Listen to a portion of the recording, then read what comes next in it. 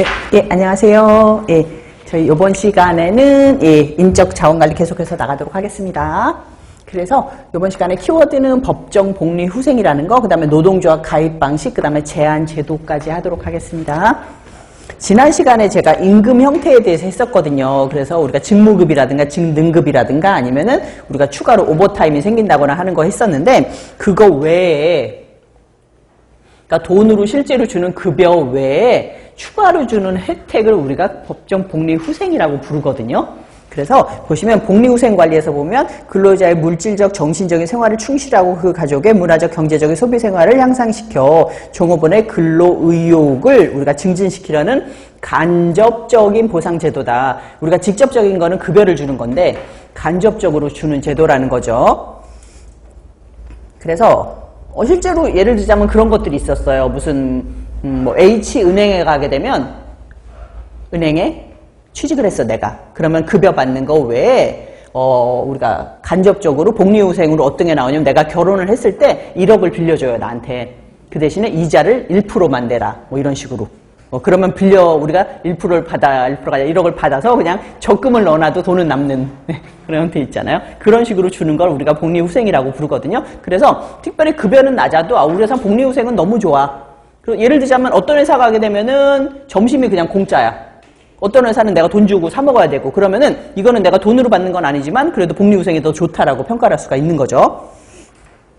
그래서 보시면 복리후생 관리의 세금 3원칙이라고 나와 있는데 첫 번째는 적정성의 원칙인데 모든 종업원에게 이제 적실이 필요하고 경비 부담에 알맞고 동종산업이나 그 지역 내 상업에 비해서 크게 차등이 없는 정도의 복리후생.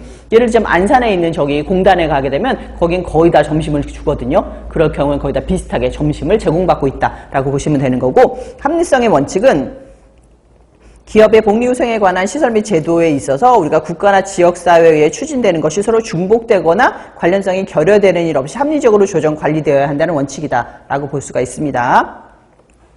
그래서 실제로 우리나라에서 지금 우리 자녀가 중학교, 초등학교 나오고 할 때는 나라에서 돈이 나오잖아요. 그죠? 나라에서 학비를 대주잖아요. 근데 내가 저 회사에 갔는데 저 회사에서 갑자기 학비를 대준다 그러면 소용이 없다는 거죠. 그러니까 우리가 이게 합리성의 원칙 같은 경우는 서로 중복되는 거 없이 제공될 수 있다라는 거고, 그 다음에 세 번째 협력성의 원칙은 복리시설은 기업 내적인 노사 간에 협력하여 공동 운영돼야 된다는 원칙입니다. 그래서 저도 이렇게 다니다 보면 굉장히 특이한 복리후생이 있거든요. 그래서 급여 자체는 낮은데 뭐가 많이 붙어. 우리나라 공무원들이 유난히 그게 많이 붙어요. 하다 보면 공무원 급여가 워낙 낮잖아요. 우리나라가. 그러다 보니까는 추가 따따따따 붙는 게 많은데 어떤 것들이 있냐면은 뭐 체력 단련비 그래가지고 운동하라고. 그래서 한 달에 뭐 헬스 다닐 수 있는 비용 10만 원 이렇게 해가지고 현금으로 주고, 아니면은 무슨 자기 취미 살리라고 취미 비용 이래가지고 한 달에 뭐 20만 원 주고 뭐 이렇게 하는 것도 있어요. 그게 복리후생인데 사실은 급여처럼 들어오긴 하는 건데 그렇지 복리후생이 들어오는 걸 받고, 제가 본 것 중에 좀 황당했던 게 저쪽에 조리원분들한테 신랑 수당이 가는 게 있어요. 남편 수당. 남편이 있으면 돈을 줘요. 남편이 없으면 돈을 안 주고. 그래가지고 남편 수당 한 달에 10만 원. 그 다음에 자녀 수당 한 달에 10만 원. 자녀가 3명이면 30만 원. 남편까지 있으면 40만 원. 뭐 이런 식으로 복리후생으로 들어오는 게 있더라고요.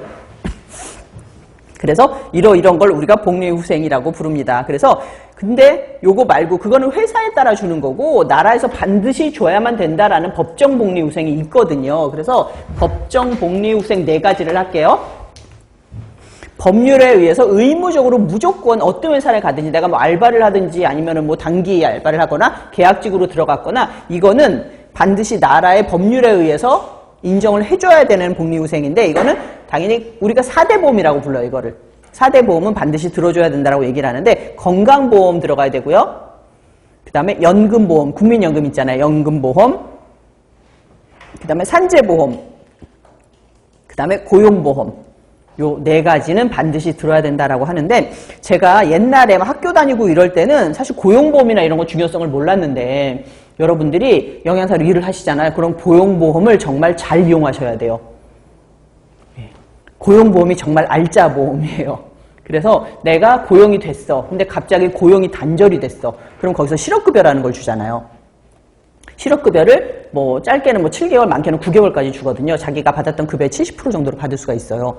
그리고 내가 중간에 그러니까 중간에 일을 그만둔 거죠. 예, 퇴직을 당한 거죠. 그랬을 경우에는 나라에서 이렇게 돈이 나오는 거예요. 고용보험에서 돈이 나오는데 이러다가 내가 만약에 일찍 중간에 또 직업을 빨리 구했어. 7개월이 지나기 전에 빨리 구했으면은 이렇게 또 축하금이 나오고 뭐 이래요. 그런 식으로 해서 여러분들이 보험 같은 거 일반적으로 여러분들이 회사에 들어가면 그냥 알아서 자기네들이 띄거든요. 그거를 그냥 띈다고 생각하지 마시고 여러분들이 잘 알아두셔야 돼요. 잘 알아서 본인들이 받을 수 있는 혜택이라든가 이런 거 하시고, 그리고 회사를 다니시다 보면은 이 나라에서 들어가는 이런